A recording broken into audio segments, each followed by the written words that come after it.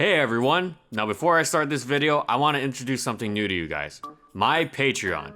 Now let me preface this by saying that I'm not in any dire financial straits. In fact, paying rent is going pretty well. But what this Patreon is actually for is to allow me to make more content for you guys. I love doing these videos, but they take the whole week to make. And with school coming up, my schedule is going to be even more crunched. Basically, what I really lack is time. And with more people to help, I could produce more content a week. I would be able to bring on additional writers, editors, artists, you get the picture. But anyway, right now, patrons will have access to 2 rewards. One being the Patron Discord, and the other being the Patron Pick, where the first video of each month will be cited by solely the patron vote. So if you're interested, please hop on over to the Patreon in the link here, or in the description down below. Oh, and one more other thing. Sorry it's taking forever for this video to start, but since I get asked this all the time, I'm gonna address it right now. I'll do any Pokemon for the video, even if it's not Gen 1, if there's enough attention for it. And that also goes for the Patron Pick as well.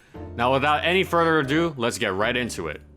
Aerodactyl, one of the original fossil Pokemon. This thing has been cool as hell from the early days. Maybe because it looks more like a dragon than a pterodactyl. Admit it, when you first got a piece of the old amber from the Pewter Museum, you had no idea that it was going to turn into this beast. And Aerodactyl certainly looks scary, so how strong was Aerodactyl actually? Let's find out. And in this video, we'll be covering the following competitive formats.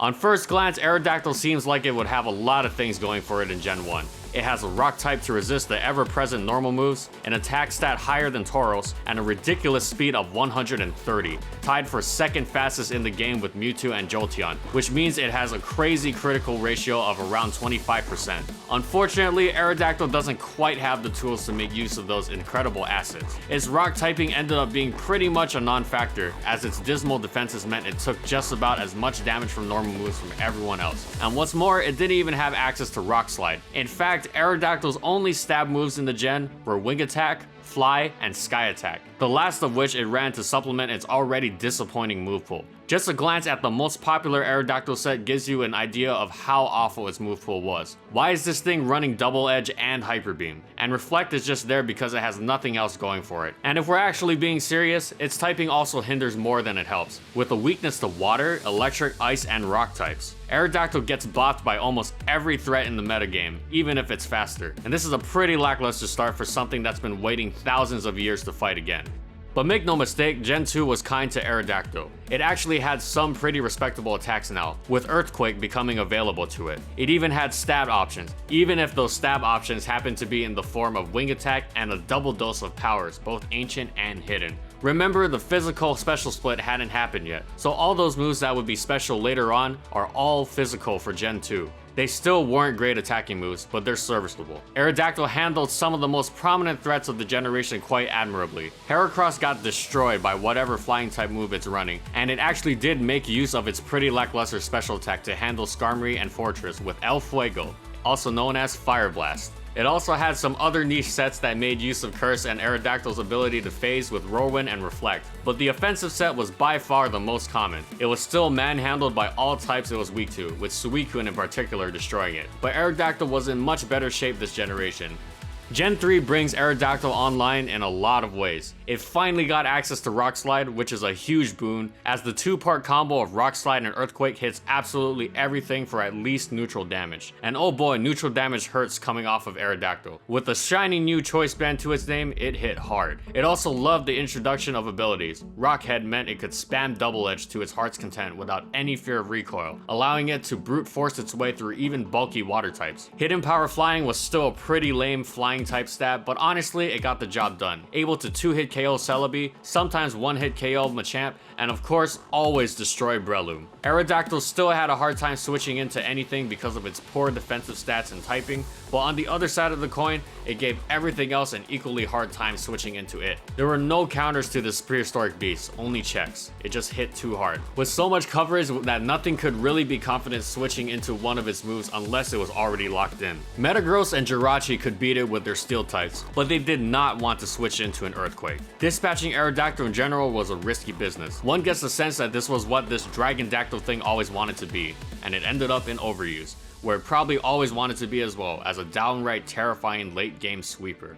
Gen 4 saw Aerodactyl taking advantage of the generation-defining stealth rocks in a big way. There are two things that Aerodactyl had access to that made it one of the premier rock setters in the generation. The first was its speed, and the second was Taunt. As the fastest non-Scarf rock setter in the game, Aerodactyl could outspeed every other lead that wasn't Scarf, taunt them so they couldn't set up, and then set up its own rocks. And that's a pretty big advantage to start off with. This set lost a bit of power by trading out the choice band of the last generation for a new fashionable focus sash, which allowed Aerodactyl to maximize its damage after setting up rocks. Some of that lost damage could be made up for by Stone Edge, but this new Aerodactyl had one purpose: stop rocks, set up its own rocks, and then hit hard before dying. Sometimes Stone Mist hindered that more than it helped, so you could still see rock slide sometimes. Though it's not fair to say that this was Aerodactyl's only set. It actually had two other sets that took advantage of its attacking prowess from the previous generation combined with Roots. One was the high octane Life Orb set, and the other a bit slower paced Sub-Root set that could also use Whirlwind to rack up hazard damage. Whatever the case, Aerodactyl lost to things that could outspeed it and hit it hard. Scizor with its Stab Technician Bullet Punch was especially brutal, but Metagross and Scarf Jirachi posed their fair share of problems as well. There were also some specific leads like Infernape and Machamp who had priority that could take out Aerodactyl in the turn it would use to set up. But Aerodactyl reigned as one of the most popular leads in overuse for all of Gen 4. Now, Aerodactyl's fall from grace in Gen 5 was abrupt and drastic, and it can be owed to one mechanics change that we've honestly not talked about that much in any previous video: Team Preview. With both players able to see the opponent's team in full, Aerodactyl's efficiency as a kamikaze lead was highly reduced. In fact, its only OU set is actually a lure set that takes advantage of Scizor and Fortress by making the opponent think you're gonna taunt and then fire blasting their favorable match. You know what, it's mostly a gimmick. With the role of designated lead pretty much gone, a lot of Stealth Rock setting moved to the mid game. But Aerodactyl honestly hates the mid game, where the prospect of switching in exposes its horrible defenses. What's more, Gen 5 underuse was dominated by bulky water types, and so Aerodactyl found itself relegated all the way to rarely used, where it utilized its old attacking sets to some effect. Honestly, with Gen 5 being one of the biggest offenders for power creep, it's no surprise that Aerodactyl couldn't stack up anymore. 105 attack? Come on. Sound familiar? However, in Gen 6, with Mega Evolution comes a ladder out of the pits of rarely use where normal Aerodactyl would stay. Mega Aerodactyl got a boost on every single stat except for HP and an incredible ability in Tough Claws, allowing it to gain what's basically a free Life Orb use on its contact moves. And Mega Aerodactyl's typing allowed it to check a whole load of common OU threats, including Talonflame, Mega Pinsir, Mega Charizard X, and Volcarona. And its speed, boosted even higher by its Mega Evolution, allows it to revenge kill with ease. Ironically, Mega Aerodactyl actually hated Stealth Rocks as a mid-game oriented flying type. Even more ironically, if you think all the way back to its early days, one of its biggest threats came from how varied its move pool was, with Aqua Tail, Fire Fang, and Tailwind all making appearances in addition to the usual suspects we saw before. That said, Mega Aerodactyl suffers from a lot of the same problems its progenitor did. It can't switch in that frequently unless it had Roost, which meant sacrificing some of its impressive coverage and bulky water types stopped it in its tracks pretty effectively. It still hates priority in a big way, and while it usually can live one hit, you probably want to expect more from your only Mega Evolution on the team. If it had an offensive setup move, maybe it could bust through bulkier Pokemon, but alas, all it gets is agility, which it really doesn't need. As a result, Mega Aero found itself presiding over underuse as the best Mega in the tier, which, hey, it's better than rarely used, right?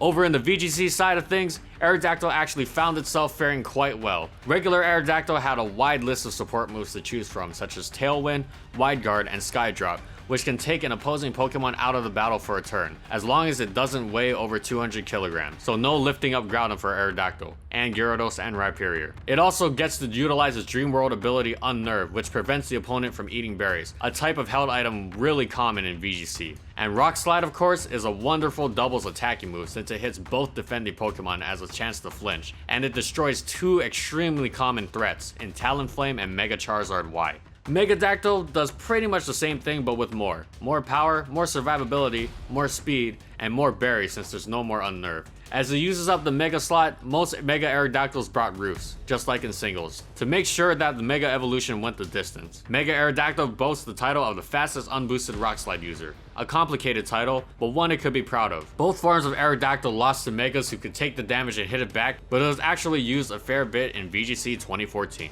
And that's it. So how good was Aerodactyl actually? Well, it was decent. It started out pretty mediocre because of its atrocious move pool, but by the time we were finished with it, it had a wide range of attacking moves. In Gen 3 and Gen 4, it was one of the strongest Pokemon in overuse, but Team Preview really screwed it over. Even a Mega Evolution wasn't enough to bring back Aerodactyl from the lower tiers, mostly because its defenses are just too pitiful to justify its use. It's been a mixed bag for Aerodactyl, but with the history as long as it's had, I think it can be proud of what it's done, and I don't just mean because it's prehistoric. Thanks for watching, everyone. As always, if you liked the video and want to see more, be sure to subscribe to False White Gaming for more weekly Pokemon content, and of course, comment on which Pokemon you want to see next. And if you're interested, pledge to my Patreon, but if you're not, then it's cool, then things will just stay the way they are. Also follow my team on these social media platforms, and that's all I got. See you next time, everyone.